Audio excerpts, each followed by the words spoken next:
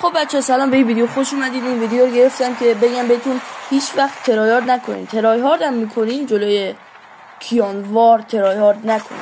اینجا رو دیل هم چی شدم گفت با اسمارس منو زد.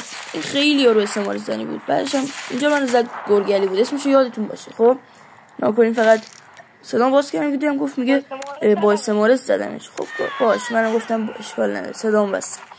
اینجا دوباره ناکن ریوایو شدم رو درابگان، بعد با چاپر همشون ریختن رو سرم. خب من یار بدبختم بودیم.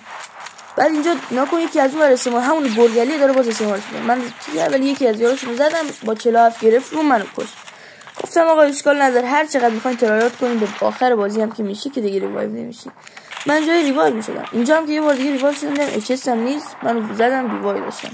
اینجا من دوباره زدم. خب حالا اینا که هیچی.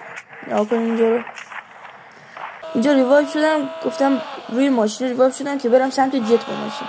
رفتم سمت جت، خلاصه آرمون رو زدم، جت هم سوار شدم، رفتم جای درابگان که رفتم اچسمو کشیدم سوار جت شدم. بعد اینجا خب یه درس بزرگ اینه که ترایهارد میکنم بدم واقعا. اینجا دیدم یارم باز دوباره 4 نفری ریختن سرش زدمش.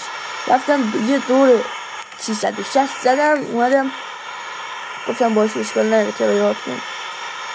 اینجا ناکن یکشونو ناک کردم با جت. خب ناکن اینجا یکی جت ناک کردم، بعد سری پریدم پایین، یه شات به این یکی زدم، کل تو براشم تیز زدم نخورد، یه دونه شات دیگه بهش زدم. اینجا هم اینو خیلی دمش کردم، رفت پشت ماشین، یه دونه دیگه بهش زدم. اینجا 3 نفرشون رو ناک کرده بودم، حالا یه نفر دیگه مونده بود داشت با منو میزدش.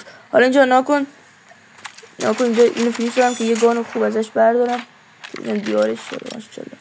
دانلودم نداشتم، اگه لژند بوده دانلود نداشتم. حالا اینجا اسموک انداختم که منو با گان نزنه یا خاصی یارش رو ریوایو کنه. سری از در اومد بیرون، یه شات بهم زد، جا خالی دادم و یه شات زدم یارش رو فینیش دادم. اینجا ناکن وایسادم که تکون بخوره، یه مومن زد و زدمش.